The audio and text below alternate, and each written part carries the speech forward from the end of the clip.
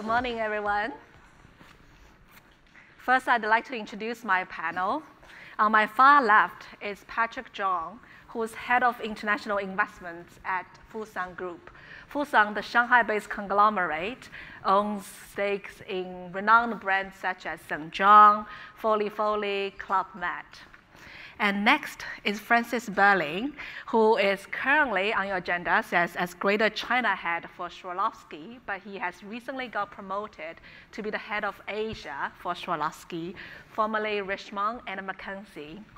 And the last, but not least, is Adam Anger, who is the general manager at Microsoft Advertising and a 17-year veteran at Microsoft in charge of, Bing and MSN and all the digital platforms. So today, we only have 30 minutes and 3 knowledge experts. I'm going to leave 5 minutes for questions, so please do think while you listen to the conversation. And first, Patrick, can you walk us through the rationale of you buying different brands, overseas brands? Well, as we discussed earlier, Fosun is a conglomerate that owns consumer business in every province in China. So you do understand Chinese consumers. What do they want? You're buying all kinds of brands, and you're buying real estate in the US, and you're buying insurance companies, and most recently, private banks, which hasn't yet been announced yet. So walk us through the rationale. What do Chinese really want? So we don't actually call us conglomerate. We're actually calling ourselves, really the future for us is we want to be a global investment platform. And with that as the context, and we look at the world, see what are the largest opportunity for the next 5 and 10 years, even longer, because we have more of a long-term funding, and so we can really support our long-term commitment to the businesses we're going to invest. We scan around the world, we think the biggest opportunity right now and for the next 5 and 10 years is simply the lifestyle change of the consumer from China and also from other emerging markets. And it's pretty interesting, and people just say, okay, look, I mean, those markets and people are just going to have a lot more consumption. But bear in mind, when people have more income, they're going to consume something different. They're not going to consume the same thing. So then we look at this consumer in a holistic way, and we see how can we create multiple touch points with the same person, understand what their lifestyle, their needs, can we provide solutions to them? Then we realize, for a lot of Chinese consumers living in China, they actually wanted to consume the best services and the brands available to them around the world for the money they can afford. So then we start to see, the Chinese, when they change the lifestyle, they're going to travel. They're going to travel around the world. So that's why we invest in Club Med. They want to have a more sophisticated wealth management.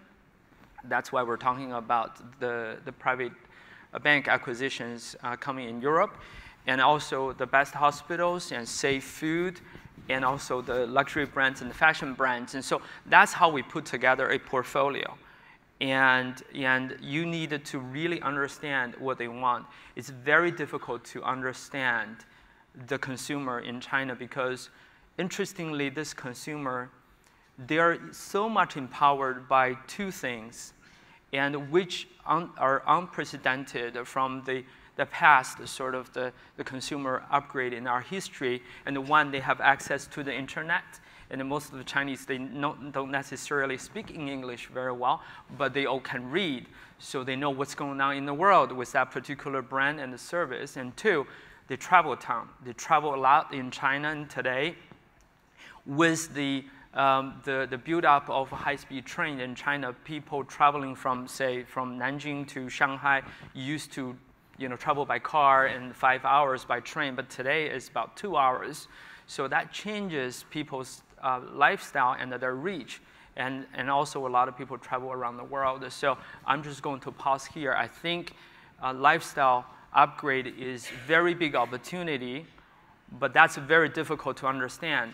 You really need to spend a lot of time, understand their whole lifestyle in a holistic way, and to appreciate that. Right. So recently I spoke to Wang Jianling, who's China's richest guy, and he's in charge of Wanda Group. And he said, Chinese luxury is not what you thought about what Chinese like. So if you ask the question, what is Chinese like? What we see is, well, as in the topic of this discussion, Hermes. So all these brands, kind of purses, and but he was saying that these are not what the Chinese rich people want. Does the panel know what the real billionaires want? He named the three things: private jets, yachts, and luxury hotels. So Patrick, since you understand Chinese consumer, would you like to tell us what are the three things, say the billionaires, and then kind of the millionaires, and the middle class? What are the things that they want at this stage in their lives? I think for the more affluent sort of part of the population, and there is a very interesting change right now. And 10 years ago, if you ask the Chinese consumer with a lot of money, and what do you want to wear, what do you want to enjoy, they say, you know what, I haven't really experienced luxury. I don't know what exactly that means. So then I go to the biggest store in the central district of the city, the largest city. And so really they fall back on the logos, and they ask, so they have the logos to help define themselves. So luxury is some sort of the need for social status. You want to demonstrate that you're successful. But today, let's not forget, they already had the experience with luxury for the last 5 and 10 years. They start to realize, you know, a lot of more people, and they're wearing the same logo, but exactly, should I let the logo define me, or I should define myself by mismatch? So that's a very interesting trend, because, you know, I think the next generation of the fashion and luxury leaders in China who are going to do extremely well are the ones, actually, they're going to minimize the logo, but they offer great quality and great value. And they're the ones that makes this actually the whole game interesting. You know, we have our panelists here, and how to reach the right consumer target group, but you actually don't have a big logo. And how do you educate them? How do you connect with the right consumer? I think would be really, really interesting. Right. And also the more mainstream, but still everybody wants the best that they can afford. So they're going to spend a lot of time searching on the internet and many places to understand which would be the brand they should embrace. And so internet is the place they learn, and so much about the brands and services. Yeah, we've seen a lot of this as well. As you know, as a company trying to reach out to consumers in China in a very big way. One of the things that we've understood from a lot of the feedback we've seen from different research is one of the primary things Chinese consumers are looking for is authenticity, at least in this upper middle to millionaire, billionaire class. And there's a lot of sites and companies out there trying to sell, as we know, non-authentic product to the Chinese consumer. So anything that a brand can do, or a storefront, or an online e-commerce site can do to really differentiate and call out what's really authentic is one of the most powerful things for that segment of the consumer in China. And so that's a lot of where I think brands have an opportunity. How do you really position yourselves, place yourself in the right way where you can give the consumer that trust that they're looking for? Right. So Francis, Swarovski has been in China for a decade, and you're one of the early comers, and you yourself have worked in Japan, and you're French, of course, so you know what kind of the mature markets are acting. What would you say as the trends of the Chinese market? Is it quickly maturing? How are the behavior and consumer preference changing? Well, it is definitely maturing quickly. What I think is interesting is there's a bit of confusion, especially in 2013, on what happened on luxury in China, because people seem to take a shortcut saying Chinese consumers have moved from Louis Vuitton or Gucci to Michael Kors or, you know, Coach.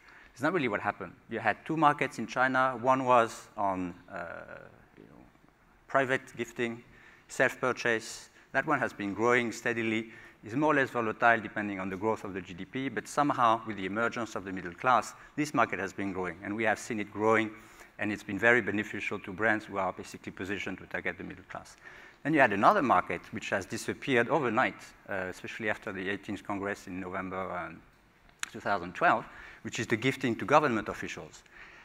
As a matter of fact, a lot of luxury brands, you know, the Swiss watches, expensive handbags, liquor, expensive liquor, were very exposed to this. So there's been a confusion sometimes when people talk about luxury in China, there's been a confusion saying, people have switched, you know, dramatically from, you know, high-end luxury to more middle class. It's not true. It's just that one market has disappeared. I hope it's not coming back. The second thing, which I think is very interesting, also to build on what Linda was talking about before, she was referring to, I think, a study from McKinsey who was, you have about 10 to 20 million households in China that have a yearly earning of $25,000 or more. This will be, in the next 10 years, 100. And she was putting it in perspective, saying it's double what you have in the UK. This does not compare with any other emerging market. So if you look at India, even though India is a big share of the worldwide GDP today, is nowhere close to get to that number. They are probably at a few million today. And even in 10 years from now, they will be probably where China is today with the most optimistic scenario. So the emergence of the middle class in China is a massive change, and I think it's a great opportunity. Not only it's a big, but I think since the emergence of the United States as a consumer market, it's the first time that you see so many people becoming affluent in the middle class, and it's one country. You can't compare to Europe. You can't compare even to India. China, everyone speaks the same language, more or less. They all speak Putonghua. You have connections between each of the provinces, which are very easy to do. They watch the same TV. They have the same magazine. They have the same program at school. And they even use the same, you know, social media platform. You're talking about, it's the first time, after the US, the first time that we have such a big market emerging in a very consistent way. Europe is totally different. You know, even you can't compare France and Germany, even though both of them are big markets. So I think when we think about where to put your money and where to really look at, I think China is just one you can't miss in the next 20 years. Because no, it's you know, in the next 20 years, you can't get it wrong on China. It might be some ups and downs, but you can't get it wrong. And the third thing is that I find sometimes companies make the shortcut assuming that Chinese don't really know what they want. They don't really know. So we're going to tell them what they want. We're going to tell them what kind of product they should buy. We're going to tell them how, you know, we should be communicating to them. They know what they want. I'm not going to answer your question because I don't know exactly what they want, but you ask people from Louis Vuitton, are you designing products for China? No, of course not. We are a French brand, you know. We have our European heritage. But the reality is different. You have, and I take one example, you have a lot of zip bags in China. Chinese consumers want bags with you know, zippers, which Europeans don't want.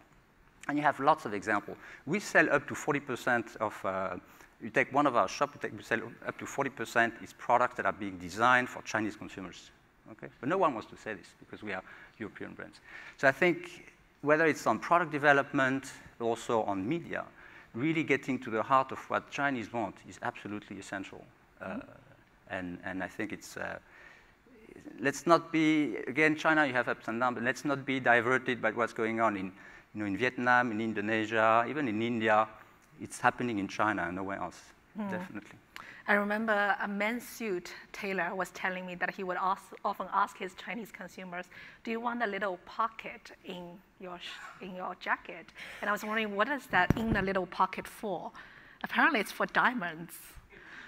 So, and they do carry them around. They will be showing off, and it's also an easy way to carry their wealth if they wanted to move wealth abroad.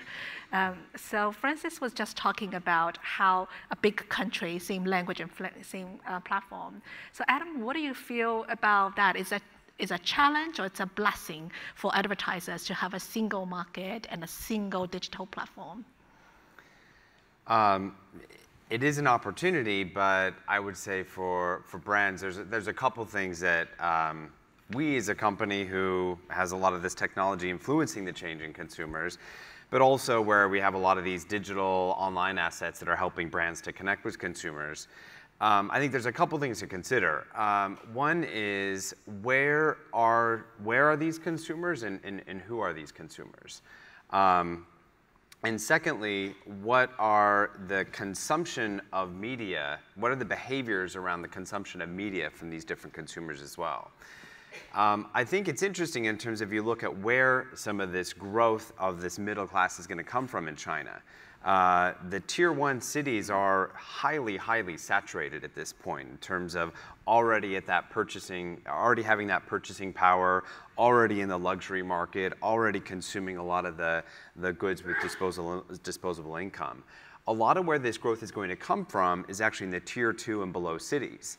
And so if you look at that, that's a different kind of marketing challenge because you need to look at not only the platforms, the digital platforms that people share and consume and learn about different products, but also how are they going to buy? I think there's a challenge for a lot of the brands because as you look at expanding the reach to consumers in some of these lower tier cities, do you just continue to expand your retail footprint with this brick and mortar investment across the country? Or do you start to look at e-commerce as a channel to actually start earning revenue and allowing the purchase? That makes a lot of sense if I could add to it. And we all know actually in the luxury world, people actually probably don't know this. Chanel in China has 6 stores. 6 stores, yeah. That's it. And many other people say, I want to have 50 stores, I want to reach China and everywhere. But Chanel has 6 stores, but certainly they have cosmetic distribution, and that's more widespread. And also, I mean, they're very strong, leveraging digital marketing to really build a brand. And so people come to the 6 stores to buy. So that's why their store in Beijing and Shinkong Place has annual sales rivals the sales of a company. So that's how they leverage the marketing to reach people, build the brand awareness, and then people will come to your store to buy. But building on what you were saying on e-commerce, I mean, logically, this is what should be happening. Talking to my colleagues in the industry, having launched ourselves, our website, e-commerce in China a couple of months ago, is not happening actually. It's not happening yet. It's not happening yet. Yeah. So you have to be prepared, but it's not happening yet. So I'm not saying that digital is not important. I think as a media to communicate, to support, customer make up their mind what they want to buy, to browse, to get familiar with your brand, this is extremely important, and probably in China much more than many other countries. Think a bit like the telecommunication revolution. You have countries today who don't have landlines; they just have mobile phone. They have they have one step that they didn't go through. There's a switching cost which is very high in countries like Japan, where you have a very powerful and media industry with a lot of magazines. You don't have this in China. So I think the step to digital in China naturally is faster, and naturally, is accelerated by the fact that you have the country is huge, and you have this second, third, and fourth tier city where even the magazine industry might not have access to. But I don't see the e-commerce thing. I see it a lot with fake products, but for the luxury industry, I've seen most of the players trying. A couple of reasons. You have also a price gap, which is really high. So if you buy online, why don't you just buy in the US, try to have it shipped to your place? People still enjoy massively going to the store, having the shopping experience. It's just part of buying an expensive brand, You don't want to buy a pair of expensive shoes, just having it shipped to your home. You take 3 sizes, you choose the one that fits best, and you ship by the other ones. It's not what luxury defines, or even access luxury. That's not how the Chinese define it today. They really want to enjoy. But digital is very important for them to get to the shop. Definitely. You're right. I mean, our research shows for sure. I mean, more than 80% of people in the market to buy a luxury good will use some type of online research or information to inform them about the purchase process.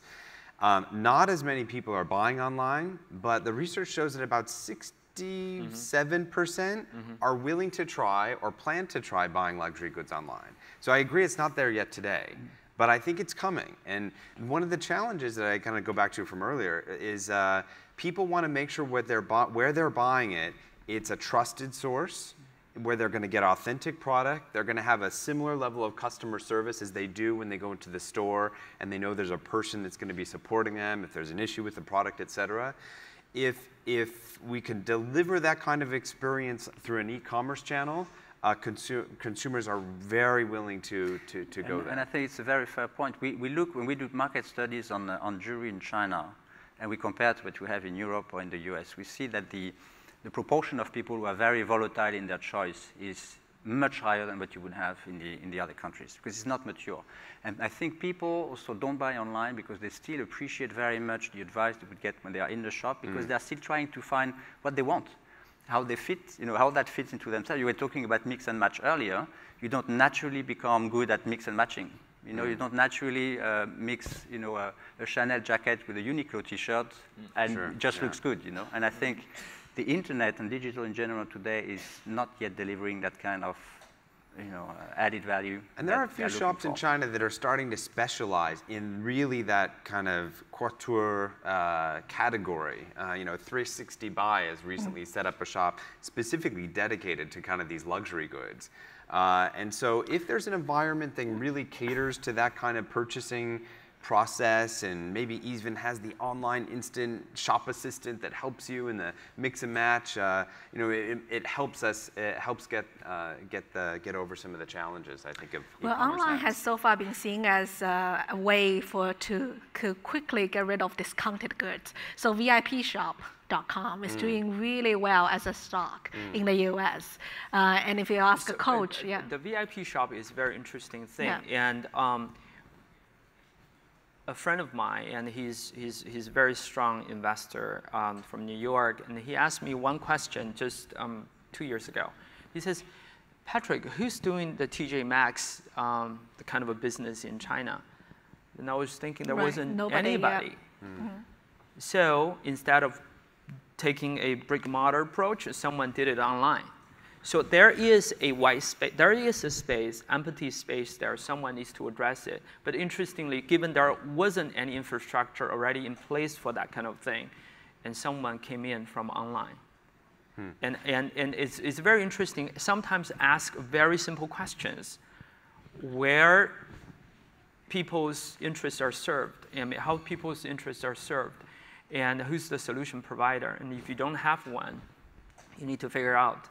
But the other thing I just wanted to add, I think is very important, I think, here to really understand what exactly is the effective marketing and how do you reach your target customers in an effective way. And we're here and talking about media, and people love to use this word digital. For me, even in the digital side, on the digital side, there are clear winners, there are clear losers.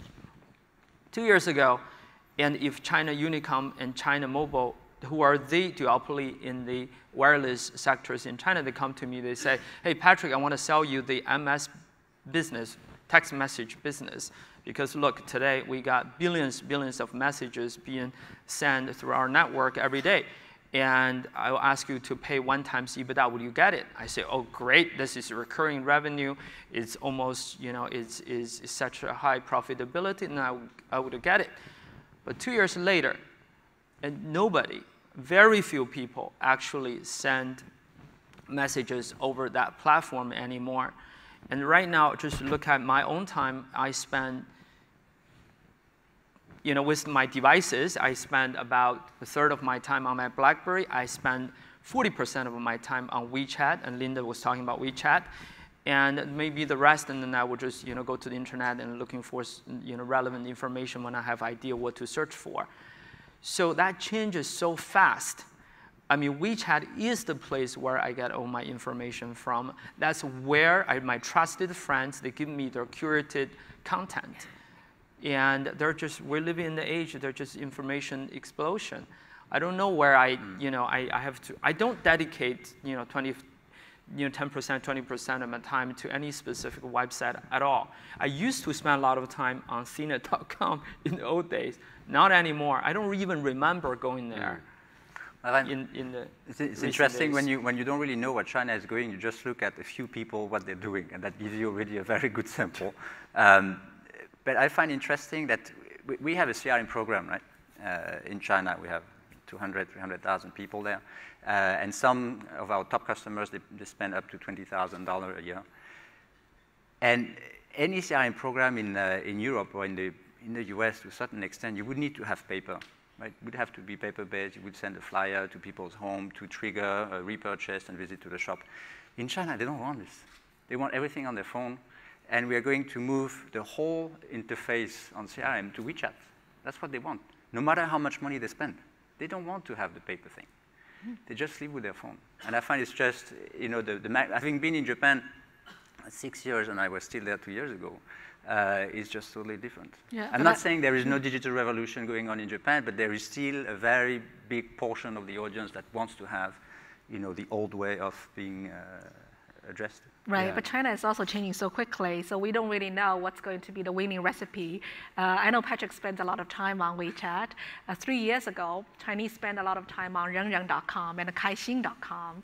And 2 years ago, it's mostly Sina Weibo, and people thought that's the best thing. And now it's WeChat. I mean, who knows what's going to happen next year? That's also the challenge, right? Yeah, but WeChat is different. You know, listen, I mean, WeChat the should whole hire digital you as world, their the brand technology ambassador, yeah. replace you, and can tend to be very disruptive. But what I find interesting is I'm actually not on the sort of leading edge, you know, and with the technology cycles. And so I'm actually drawn into this whole thing by the other people. Yeah. I had no choice. And all the people who spend a lot of time on WeChat, it's not by choice, and they want to be there, but they have to be there. And then later they find this is really interesting too. Right. That's how it evolved. We know if you look at the way Chinese consumers are consuming media, we know that they're spending over 2 times as much time consuming content on mobile and on the internet than they are on TV. Right. And if you look at the percentage of digital spend that is on mobile in China, it's somewhere around 5%. Pretty small percent. Now there's 5% of the total digital spending. 5% of total digital Oh, that's is tiny, on mobile. And so we know that's very low given where the eyeballs are, right? And some of that is just the leg of advertisers and all of us helping brands move there. But some of it is just finding those meaningful experiences of how a brand can be part of that mobile experience and lifestyle rather than being an intrusion, and finding those meaningful connections.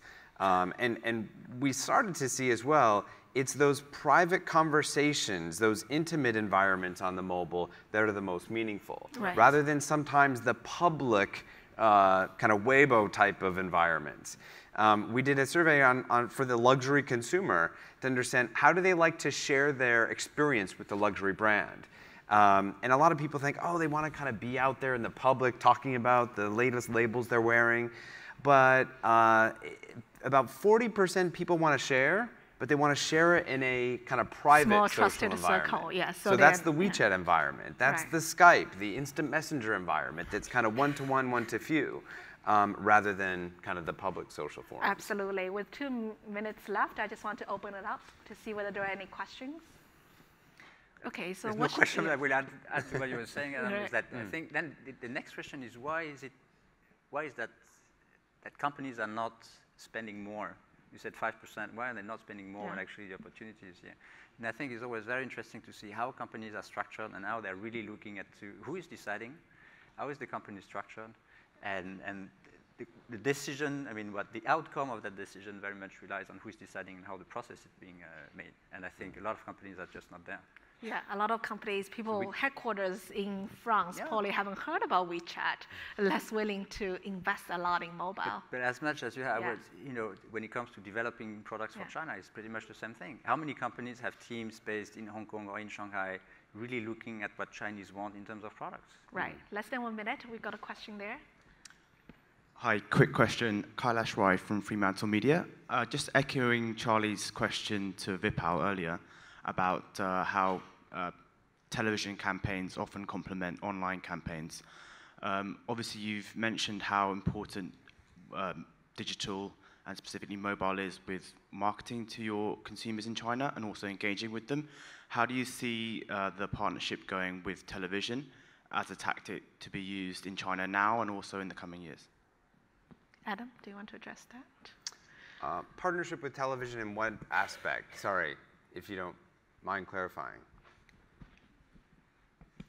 just in terms of maybe planting the initial seed and then using that, that larger, wider audience to drive the campaigns online?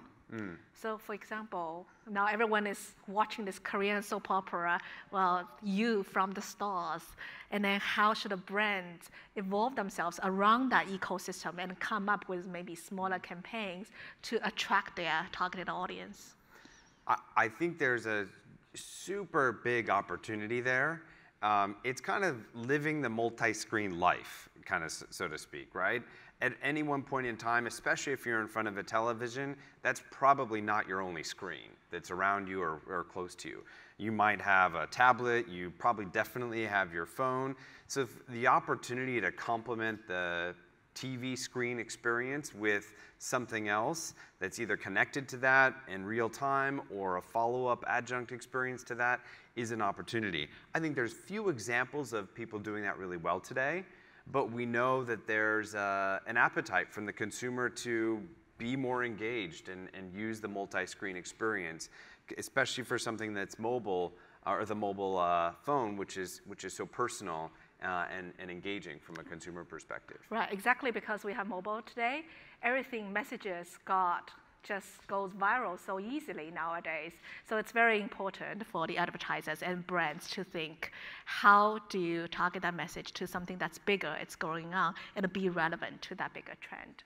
And I think the brands that we've seen probably have some of the more successful campaigns are those that really do think about those multi-screen experiences, how to leverage them either connected at the same time or connected at different points along the consumer decision journey in terms of how you reach them at different moments based on the screen that's attached to them at different points in time. Got it. Even Great. across different platforms within the digital world. Right. Any last words from you guys? Oh, the last word is, so people probably starting from last year start to hear about two companies from China. One is Tencent, the other is Alibaba. And I knew these companies for quite a long time. And in the past, and these companies, their strategy was revolving around seemingly to learn from their counterparts in the US and from around the world. But actually, that's a wrong perception. These companies have very unique business models. They're very much going to be just like themselves. And Alibaba is not about technology. Alibaba is about redefining the relationships, C2C, B2C, B2B. That's their objective. But they're just doing that with the online platform. They're going to have a pretty big impact on many things. And from e-commerce to media to financial services. And the more exciting things are yet to come. And you got to watch that. And they're going to do something very interestingly and surprising to the world. Right, so watch this space. It's not only the Chinese consumers that are fast changing, it's also the advertising atmosphere. So thank you very much, and thanks a lot, my panelists. Thank you. Thank you very much, Wei Gu, for officiating the panel with our guests from Swarovski, as well as Fosun Group and Microsoft.